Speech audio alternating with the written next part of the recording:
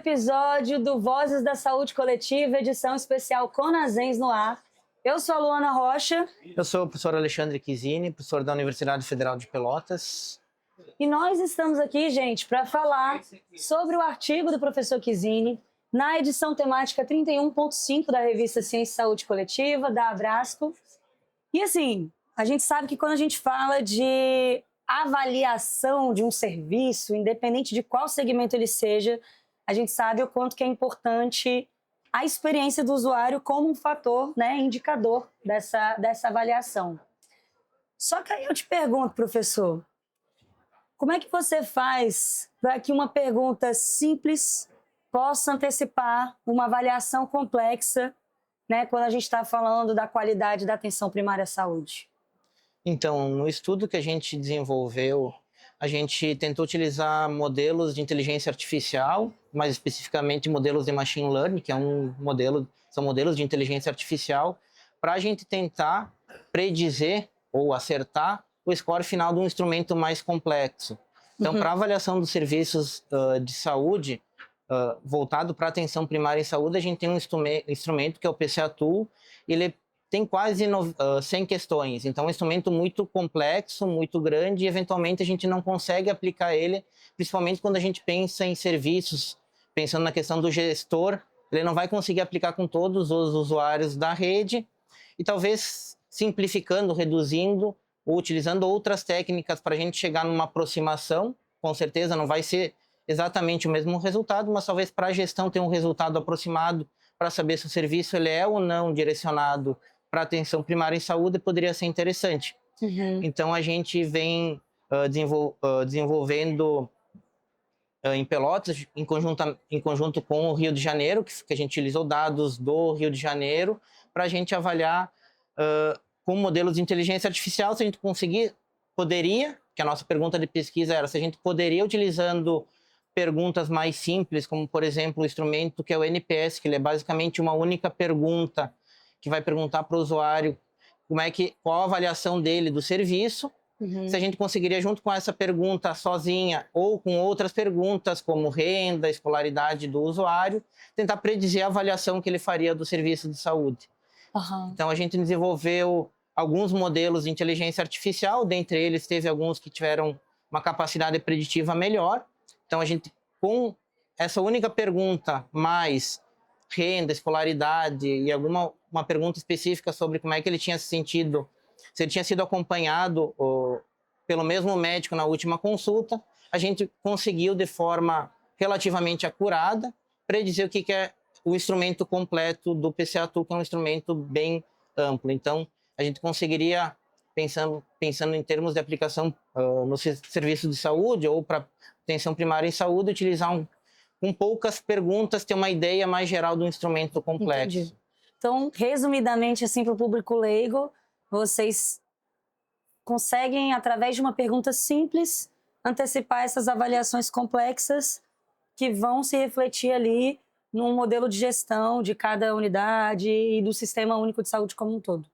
Isso. Seria mais ou menos isso? Isso. Basicamente isso. Então, claro que vai ter uma margem de erro, né? Não é, a gente está fazendo uma predição, então toda a predição a gente está antecipando ou tentando acertar algo que a gente não tem certeza, então tem uma medida de erro, mas a gente acertou em torno de 80% do score final do outro instrumento de quase 100 perguntas. Então, e para o usuário, desculpa te interromper, mas assim, para o usuário, então é algo simples, ele é algo que vai ser feito como?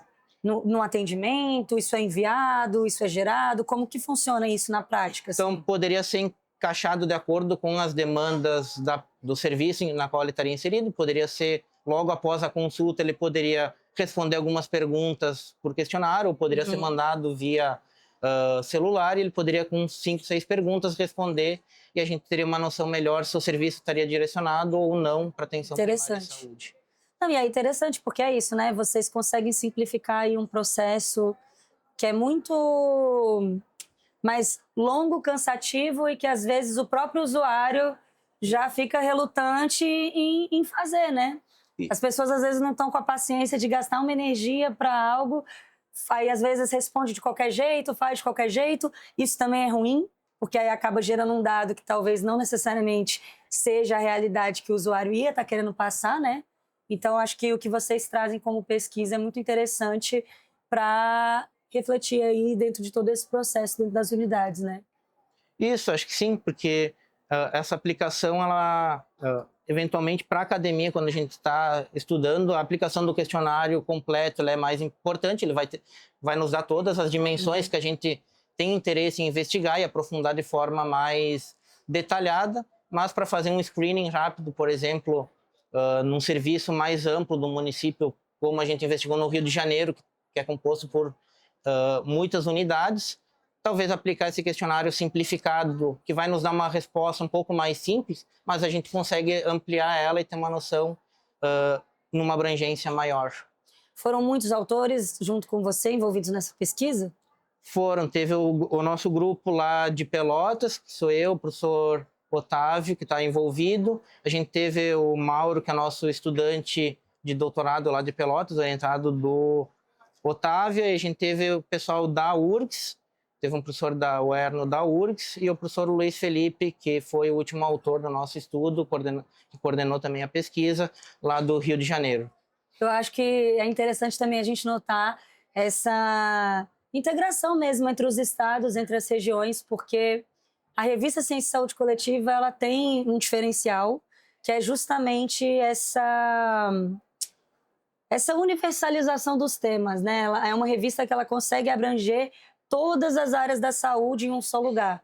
E aí, para a gente também é interessante, pensando geograficamente, em a gente conseguir trazer todas as regiões do nosso país, de alguma forma, para serem contempladas dentro de uma mesma edição temática. E que uma, né, pesquisa consiga ir contribuindo, influenciando e inspirando outras regiões também com essa materialização, né? E, bom, queria te agradecer pela presença, pela partilha. Se tiver algo mais que você queira falar para o pessoal, pode olhar para ali e falar. Eu que agradeço o convite de estar podendo estar aqui e a recepção de vocês. Muito obrigado. Obrigada mesmo, obrigada pela presença. Eu acho que, assim como a edição temática fala sobre saúde digital, fala muito sobre inovação, a gente também está querendo inovar, a gente também está querendo trazer e abrir espaço para que os convidados, os autores, possam falar um pouco mais dos seus artigos. Então, essa iniciativa também para a gente é inovadora e é algo que a gente também espera que perdure. Obrigada pela presença, obrigada a quem está acompanhando, e a gente está só começando, gente. Então, sigam aqui acompanhando, que ainda tem muita coisa para a gente falar. Beijo e tchau, tchau, né?